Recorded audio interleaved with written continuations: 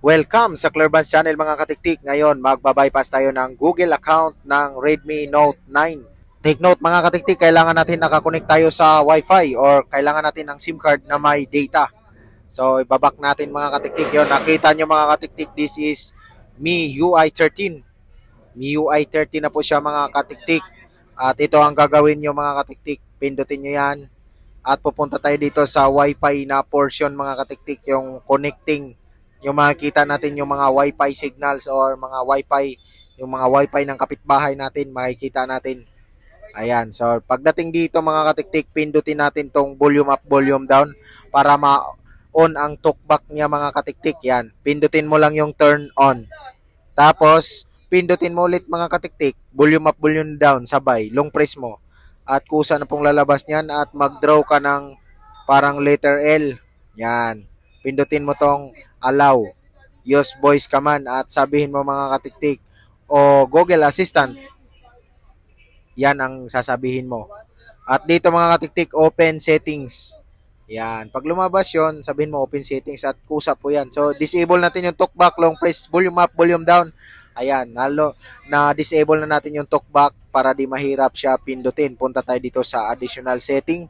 I-on natin yung accessibility menu mga katiktik. Accessibility and then itong accessibility menu. Turn on lang natin yan. At pagka-on natin, magkakaroon dito ng dilaw. Ayan, dilaw oh. Dilaw. Yan. Dapat titesting nyo din mga katiktik kung nagbubukas yung dilaw na yan. So, ibaback lang natin. At back pa. At pagdating dito mga katiktik, pindutin natin yung dilaw. Yung dilaw, pipindutin natin ito. Itong accessibility. At sabihin mo, go to application. Yan po ang sasabihin mo mga katiktik at kusa pong magbubukas yung ating application dito sa manage app. At dito hanapin mo mga katiktik yung Google Play Services. Disable mo ito. At itong storage cache, clear cache mo siya mga katiktik. Ibaback mo and then force stop. Okay mo siya. Tapos pwede na natin i-restart. Yan, pagkatapos mo ma-force stop, pwede na natin i-restart ang ating phone mga katiktik. So, pag na-restart na natin or reboot ang ating phone, antayin lang natin na magbukas ito. At pagkabukas niyan mga katiktik, make sure pa rin na nakakonect tayo sa Wi-Fi. And then next natin.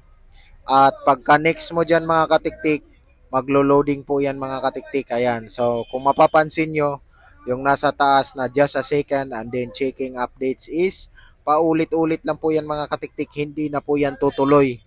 So, gagamitin natin yung inon natin na accessibility menu para magtuloy yan. Pindutin natin to tong Google Assistant at saka yung accessibility menu.